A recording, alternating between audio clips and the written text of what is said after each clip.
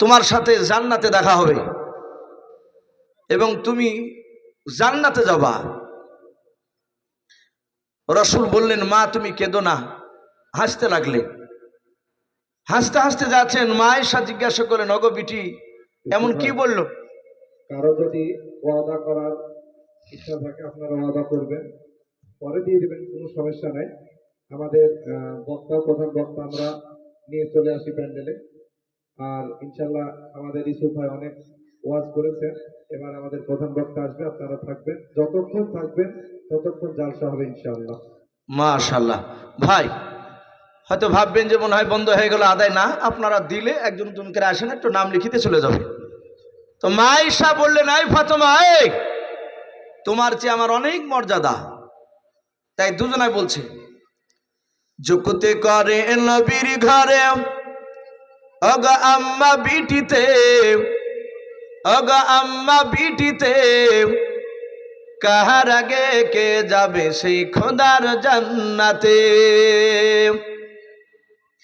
মা আয়েশা কই ফাতেমা ওগো জোহরা, আমি জিনার সঙ্গে নিশে আল্লাহর পিয়ারা।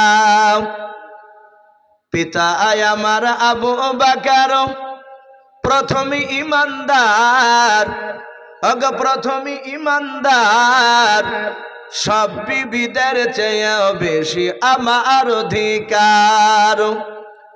আমার কাছে হাদিস এত, আমার কাছে হাদিস এত, নাই কাহার কাছে, ওগো নাই কাহার কাছে, কাহার আগে কে যাবে সেই খোদার জান্নাতে। জুকুতে করে নবীর ঘরে ওগো আম্মা বিটিতে, ওগো আম্মা বিটিতে, কাহার আগে কে যাবে সেই খোদার জান্নাতে। আয়েশার বলা হলে এবার মা ফাতেমা বলে, মা ফাতেমা বলে, ও মা ঠিক বলেছো, এত কথার মাঝেও তুমি আসল বলেছো। তোমার কাছে হাদিসে আছে, তোমার কাছে হাদিসে আছে, আছে বিপন গোট, নাই যে তোমার আছে আমার নবীর দেহের খুন, নাই যে তোমার আছে আমার নবীর দেহের খুন। কেমন স্বামীর খুনকে তুমি রাখবে পিছেতে, ওগো রাখবে পিছেতে, তোমার আগে জান্নাত যাব। আব্বাজান নবী বলেন যে, জুকুতে করে নবীর ঘরে ওগো আম্মা বিটিতে, ওগো আম্মা বিটিতে, কাহার আগে কে যাবে সেই খোদার জান্নাতে। মাশাআল্লাহ। একটু ধরে নেন না ভাই, এ ভাই কমিটি ছিল, একটু ধরে নেন না, মা বোনদেরকে সামনে এভাবে না নিয়ে এখানে দেন। মা শোনো, আমার ওখানে দেন। ভাই আমি বলছিলাম, ওই দেখেন মা বোনদের কাছ থেকে চাদরও প্রচুর টাকা এসেছে ইনশাল্লাহ। আমার বন্ধু আর গনছেন, বাবজি আপনারা অনেকে দান করেছেন আলহামদুলিল্লাহ, প্রায় 10:30 বাবজি বাদতে চললো। আমি আপনাদের কাছে অনেক কথা বাবজি আলোচনা করেছি। ইনশাআল্লাহ আল্লাহ যদি হায়াতে যদি বেঁচে রাখেন, আর যদি তকদিরে বাবজি লিখায় আবার এলাকাতে যদি কোনোদিন আসায়, যেখান থেকে বাবজি আলোচনা করেছি, একজন বেনামিতে 200 টাকা, আল্লাহ তার দানকে কবুল করুন, বলুন মারহাবা, বলেন আরে তাকবীর। আল্লাহ সকল দানকারী দানকে কবুল করুন, বলুন আল্লাহুম্মা আমিন।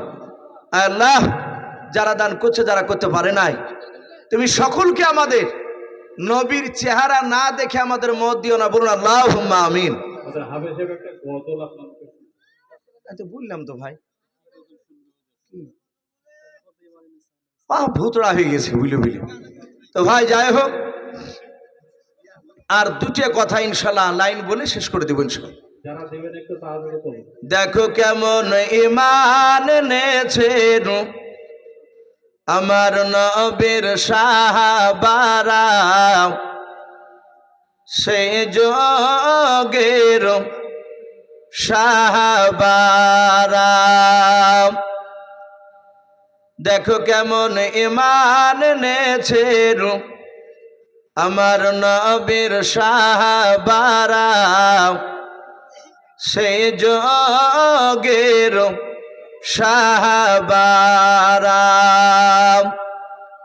আসেনি এখনো? হযরত বিল্লাল এনেছে ঈমান কত কষ্ট করে, মরুভূমির গরম বালুতে তাজা রক্ত ঝরে, তবু বিলাল ছাড়েনি ঈমান, তবু বিলাল ছাড়েনি কলেমা, পড়ে লা ইলাহা ইল্লাল্লাহ। দেখো কেমন ঈমান এনেছেন আমার নবীর সাহাবারা, সেই যুগের সাহাবারা। কে দিয়েছে? শাহিন আক্তারা। আর একজন 500 টাকা শ্বশুর নামে। আল্লাহ তুমি তাদের 500 দানকে কবুল করে নিও। আল্লাহ যার শ্বশুর নামে দিয়েছে তার শ্বশুরের কবর আযাবকে তুমি মাফ করে দেবো না, আল্লাহুম্মা আমিন। দেখো কেমন ঈমান এনেছেন আমার নবীর সাহাবারা, সেই যুগের সাহাবারা।